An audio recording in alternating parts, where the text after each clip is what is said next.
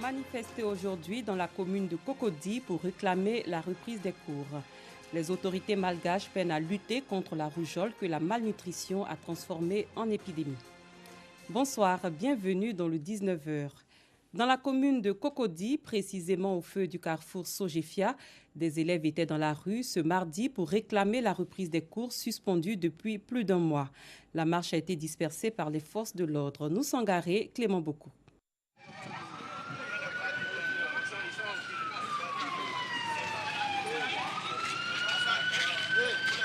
Ambiance surchauffée dans la matinée de ce mardi 12 mars dans le centre-ville de Cocody. Des élèves dans la rue pour réclamer la reprise des cours dans les établissements primaires, secondaires, publics. Près de 2 mois, mais on vient à l'école chaque jour, on ne fait pas cours.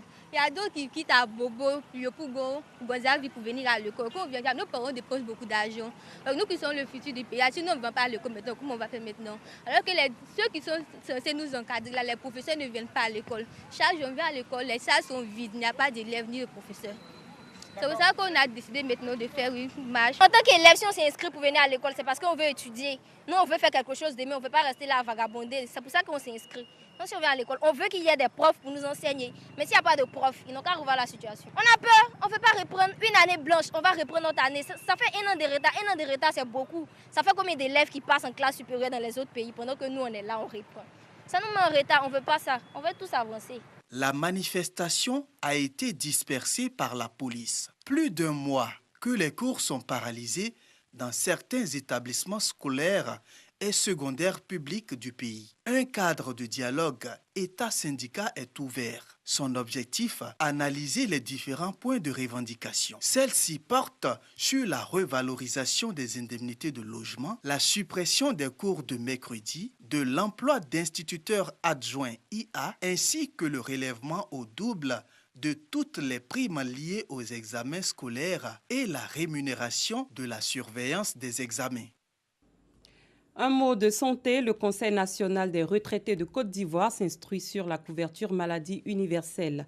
La rencontre a enregistré la présence de responsables de la Caisse nationale d'assurance maladie, de la Caisse générale des retraités et agents de l'État et de la Caisse nationale de prévoyance sociale venus expliquer le fonctionnement de l'assurance maladie universelle. Ils sont revenus sur notamment le panier de soins, le taux de couverture et les relations avec les pharmaciens. Clément Beaucoup. J'ai une assurance. Qu'est-ce que la SEMU peut faire pour moi? J'ai un âge avancé, je souffre de certaines pathologies. Est-ce que la SEMU peut me prendre en charge et à quel taux? Voici résumé les inquiétudes des retraités. Ils les ont exposées aux responsables de la Caisse nationale d'assurance maladie, CNAM, et ceux de la CGRAE et CNPS. Ça concerne les consultations dispensées tant par les médecins que par les infirmiers et sages-femmes à l'intérieur du pays, les examens de biologie, c'est-à-dire les examens de sang ou d'urine, l'imagerie, c'est-à-dire la radiologie, les hospitalisations, les urgences et les médicaments. Et dans ce cadre-là, les pharmacies du privé ont été intégrées au réseau de soins de la CMU afin de dispenser au même coût que ceux de la nouvelle PSP les médicaments à toutes les populations qui vivent sur le territoire ivoirien. Donc les retraités pourront, à l'instar de l'ensemble des populations, bénéficier de toutes les prestations de la CMU. Au cours de cette rencontre, les responsables des institutions chargées de la couverture maladie universelle ont expliqué le bien fondé de la CMU qui prend en compte également les personnes du 3e âge. Nous devons nous soigner et je pense que les premières personnes intéressées, c'est les retraités. Parce que pour nous, la santé est très très précieuse. Donc ça veut dire qu'aujourd'hui, nous partons heureux, nous partons fiers de ce que nous avons entendu. C'est un total de 170 pathologies qui sont prises en charge par la CMU à un taux de 70% pour le régime général de base et de 100% pour les économiquement faibles. Le démarrage effectif des prestations au profit des bénéficiaires est prévu pour le 1er juillet prochain. Avant cela, les travailleurs du secteur formel seront prélevés dès le 1er avril 2019. Une séance d'enrôlement des retraités à l'adhésion à la CMU a mis fin à la rencontre. Nous restons dans le même registre. Plus de 500 femmes du quartier Anoumambo dans la commune de Marcory se sont faites dépister du diabète samedi dernier. C'était une initiative de l'organisation Lions Club International Abidjan-Fila, engagée dans la lutte contre le cancer et le diabète. Plus loin, à Madagascar, les autorités luttent difficilement contre la rougeole que la malnutrition ambiante a transformée en une épidémie meurtrière. De septembre à février, plus de 79 000 cas de rougeole ont été enregistrés dans ce pays, dont 926 mortels selon l'Organisation mondiale de la santé. Rosemonde Kini, Clément Boko. Robertine a marché 5 heures depuis son village du nord de Madagascar pour arriver dans ce centre de santé. Sa fille malade sur le dos, sur la route, des boutons sont apparus. La grande île est frappée par une violente épidémie qui a fait près de 1000 morts en moins de 6 mois. Frangeline, 2 ans, a la peau vive. C'est le signe de malnutrition. 6,3 kg, 2 ans. C'est le poids de l'enfant de 4 mois ou 3 mois. Les enfants malnutris contractent plus facilement la rougeole car leur défense immunitaire chute. Robertine est paysanne et sa famille mange rarement à sa faim. On mange du riz avec toujours le même bouillon. On lui donne à manger parce qu'elle en réclame souvent, mais c'est toujours le même bouillon avec du riz parce qu'on n'a pas assez d'argent. Dans le lit d'à côté, Volazafi, 60 ans. Elle a traversé une forêt et une rivière pour faire soigner sa petite fille malgré les dangers. Des fois, elle ne pouvait pas passer car il y avait des crocodiles avec la montée des eaux. J'avais de l'eau jusqu'ici. D'autres obstacles, les croyances ancestrales. Vous voyez les excréments de zébu? Il faut les faire bouillir et ça guérit la rougeole. Donc je ne pense pas que ce soit la rougeole. Si elle avait la rougeole, l'écorce de l'arbre Laza l'aurait guérie. L'OMS préconise un taux de vaccination de 90%. Il est actuellement de 58% à Madagascar. Nous trouvons que c'est inacceptable que les enfants meurent de la rougeole. Ce n'est pas normal parce qu'il y a un vaccin.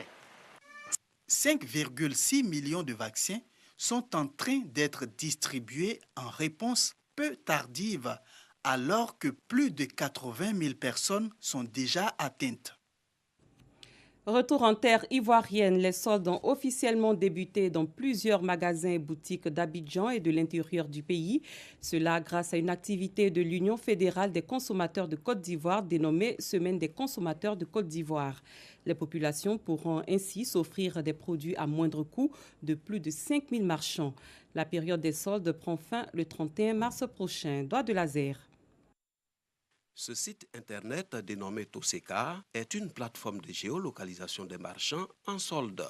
Il permet de proposer aux consommateurs la liste des boutiques et magasins qui proposent leurs produits en solde sur une période définie. Cette plateforme a été initiée par l'Union fédérale des consommateurs de Côte d'Ivoire en vue de mieux contrôler les prix et la qualité des offres des marchands.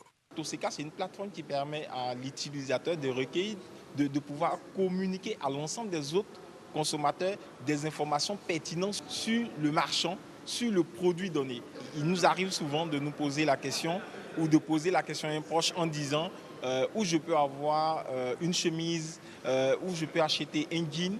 Désormais avec Toseka, ils pourront simplement interroger l'application. L'application va proposer tous les marchands qui vendent le produit recherché. Avec la confiance des marchands qui ont donné pratiquement 1 milliard de réduction à la population. Avec le numérique, on n'a pas besoin de se déplacer. Sur votre téléphone portable, vous avez, dans le cadre où vous vivez, la possibilité de voir tous les opérateurs qui sont en solde. Donc vous gagnez en temps, en énergie, vous économisez de l'argent. Nous, en tant que leader de l'organisation de consommateurs, de faire la promotion pour que les consommateurs en bénéficient.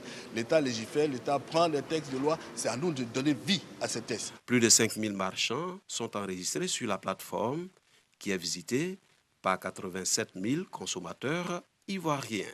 Une innovation technologique bien appréciée. Une solution technologique vraiment appropriée et elle est bénéfique à tout point de vue pour le consommateur parce que nous nous inscrivons dans une dynamique de lutte contre la cherté de la vie Et tout ce qui va dans l'accompagnement de faciliter les déplacements aux consommateurs, de permettre de respecter ses droits, de protéger ses droits, de garantir ses intérêts, est bienvenu pour la population. C'est une démarche qui va au bon profil des consommateurs ivoiriens. Je viens de faire des achats dans un supermarché, voilà ma bouteille d'eau avec des biscuits que nous avons pris pour faire un petit déjeuner. C'était la préoccupation des consommateurs. Nous avons parcouru tout ce dispositif et pense que ça va beaucoup aider le consommateur à travers tous les recoins d'Abidjan, à travers toute la Côte d'Ivoire. Ça sera vraiment une aubaine pour nous.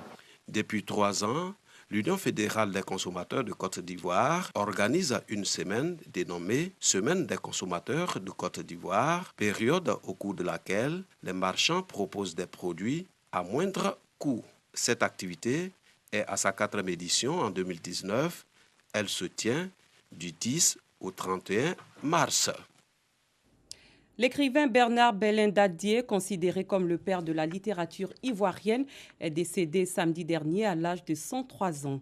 Quelques jours après l'annonce de son décès, les hommages à son endroit se poursuivent.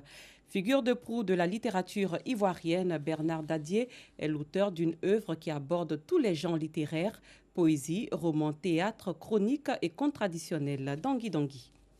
Au milieu des œuvres de Bernard Dadié, dans cette librairie, un livre des condoléances est ouvert. Il recueille les hommages des visiteurs à l'endroit de l'illustre disparu. Dans un esprit de recueillement, Tano s'adonne à l'exercice. Un hommage à Bernard Dadié, le père de la littérature ivoirienne. J'ai été peiné d'apprendre la nouvelle comme tout le monde. Bernard Dadié, on l'a tous lu pendant l'année scolaire, quand nous étions petits. Et vraiment le voir partir comme ça, c'est vrai. Il avait pris de l'âge, mais je pense qu'on doit lui rendre hommage. Clembier, Un nègre à Paris, La ville où nul ne meurt, et bien d'autres. L'œuvre littéraire de Dadié est immense. L'homme reste une fierté pour les Ivoiriens. Je le connais en tant qu'un littéraire, un homme engagé qui a quand même lutté pour l'Afrique. Moi, je me réjouis pour ce qu'il a fait, mais surtout pour l'âge qu'il a eu avant de quitter ce monde. Je dis que Dieu vraiment l'a comblé. On retient que c'est un sage écrivain. On a étudié plusieurs de ses œuvres à l'école secondaire. Les gens ont beaucoup parlé de lui. Certes, on avait annoncé quelques décès bien avant, mais Dieu en a voulu que ce soit maintenant, à 103 ans, qu'il est parti. Écrivain prolifique, Bernard Dadié a abordé avec succès tous les genres littéraires, notamment la poésie, le roman et le théâtre. En témoignent les reconnaissances et les hommages qui ont jalonné sa vie. Il y a des hommages qui ont été rendus à Bernard Dadié de son vivant. Et ça, il faut le souligner. Beaucoup de personnes ne le savent pas. Il y a 2 prix qui portent le nom de Dadié, 2 prix lancés par le ministère de la Culture. Le Palais de la Culture est dénommé Palais de la Culture Bernard Belin Dadié. Une année, je crois qu'en 2016, nous avons consacré le Salon international du livre d'Abidjan, le SILA, à Bernard Dadié, qui était l'écrivain à l'honneur. Donc, de son vivant, comme on le dit, à titre costume, il a eu tous les honneurs. Décédé le samedi dernier à 103 ans, un hommage national sera rendu à Bernard Dadié, a annoncé le ministre de la Culture. Hors de nos frontières, le Royaume-Uni sortira-t-il vraiment de l'Union européenne le 29 mars prochain, comme cela est prévu depuis 2 ans? La question est plus que jamais en suspens alors que les parlementaires britanniques votent pour la 2e fois aujourd'hui sur le traité de retrait. Un vote décisif qui doit déterminer l'avenir immédiat du pays. 2 mois plus tôt, le 15 janvier, les élus avaient sévèrement repoussé le texte par 432 voix contre 202, obligeant la première ministre britannique Theresa May à retourner à Bruxelles pour tenter de négocier à nouveau. Après la catastrophe d'Ethiopian Airlines, de plusieurs pays ont ordonné à leur compagnie nationale d'observer le principe de précaution avec le 737 MAX.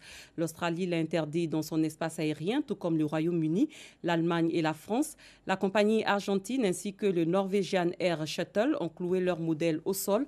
L'action de Boeing a plongé hier jusqu'à 13% de baisse à l'ouverture de Wall Street et plus de 5% de perte à la clôture. L'Éthiopie, l'Indonésie, la Corée du Sud et surtout la Chine ont également suspendu tous les vols jusqu'à ce que les autorités américaines et Boeing prennent des mesures pour, je cite, garantir avec efficacité la sécurité des vols. La Malaisie a également interdit ce mardi le vol des Boeing 737 MAX 8 dans son espace aérien.